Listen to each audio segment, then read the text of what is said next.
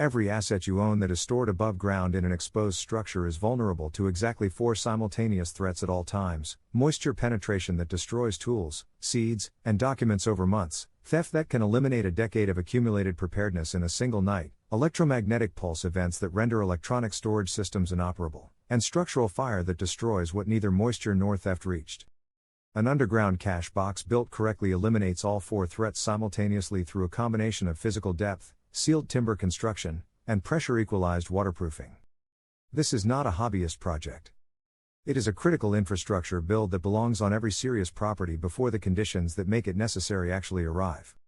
The complete blueprint for this build, including the underground vault, root cellar variations, and hidden gear storage systems, is in the 21st Century Survival Kit MAGA 1.0, linked right now in the pinned comment. Go grab that link before you continue, because the waterproofing specifications and timber treatment details in the manual are what separates a cache that lasts 20 years from one that floods in the first spring thaw. Leave a like if you are building for real-world conditions rather than theoretical ones. Hydrohaven covers practical builds, and your engagement helps the channel stay focused on what matters.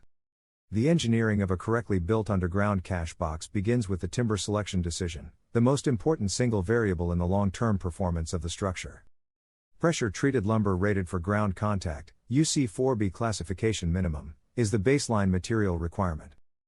UC4B treatment provides resistance against the soil bacteria, fungal organisms, and moisture cycling that destroy untreated timber in underground applications within 3 to 5 years. The framing members should be a minimum of 2 by 6 dimension to provide structural rigidity against soil pressure loads. The lateral pressure of surrounding soil at a depth of 4 feet is approximately 120 pounds per square foot on the vertical wall panels, and undersized framing deflects under this load, compromising both the structural integrity and the seal that the waterproofing layer depends on. The moisture barrier system is the second critical engineering component, and it is the one most commonly underspecified in DIY underground cache builds. A single layer of polyethylene sheeting is insufficient. Soil moisture migrates through polyethylene over time through both vapor transmission and mechanical pinhole penetration from soil aggregate contact. The correct barrier system uses a layer of closed cell foam board insulation, 2-inch minimum thickness applied to the exterior of the timber frame, covered with a layer of self-adhering waterproof membrane, covered with a final protective layer of 6mm polyethylene.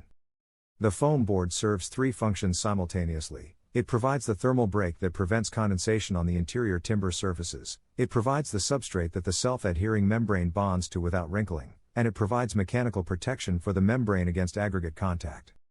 The pressure equalization system is the component that most DIY underground cache designs omit entirely, and its absence is the cause of the majority of below-grade storage failures. As soil temperature changes through the seasons, the air pressure inside a sealed underground vault fluctuates.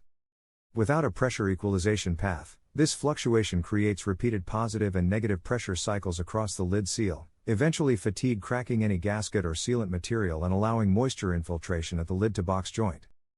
The solution is a small diameter vent pipe, 1-inch Schedule 40 PVC, running from the interior of the vault to a point above grade where a screened cap prevents insect and water entry while allowing pressure equalization. The pipe run should include at least one 90-degree bend below grade to prevent direct water intrusion if the above-grade cap is compromised. The lid construction uses a continuous perimeter cleat, a timber frame built onto the underside of the lid panel that seats inside the box opening and provides both the structural connection and the labyrinth seal that slows moisture infiltration at the lid joint. The lid should be recessed flush with the surrounding grade surface and covered with a layer of matching surface material, sod, gravel, or wood chip mulch, that makes the cache location indistinguishable from the surrounding landscape from any observation angle. The 21st Century Survival Kit MAGA 1.0, pinned in the comments right now, contains the complete dimensional specifications for all 3 vault size variants covered in the full course, the timber treatment specification guide, and the step-by-step construction sequence that ensures the waterproofing layers are applied in the correct order. This is the build where construction sequence matters as much as material selection. Applying layers in the wrong order creates adhesion failures that are impossible to correct without complete disassembly. Get the manual before you start. Your tools, seeds, fuel reserves, documents, and irreplaceable preparedness assets are only as secure as the structure protecting them. An exposed above-ground storage system is a single event failure waiting to happen. An engineered below-grade vault built to these specifications is a 20-year infrastructure asset. The pinned comment has the link. Build it before you need it. Leave a like and drop a comment with what you are planning to cache. It helps Hydro Haven understand what specifications to cover in more depth.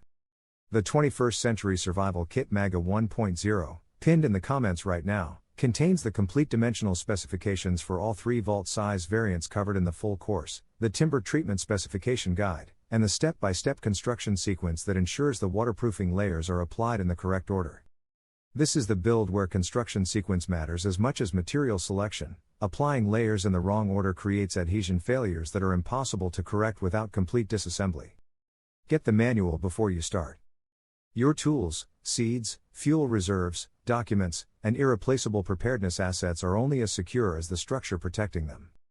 An exposed above-ground storage system is a single event failure waiting to happen. An engineered below-grade vault built to these specifications is a 20-year infrastructure asset.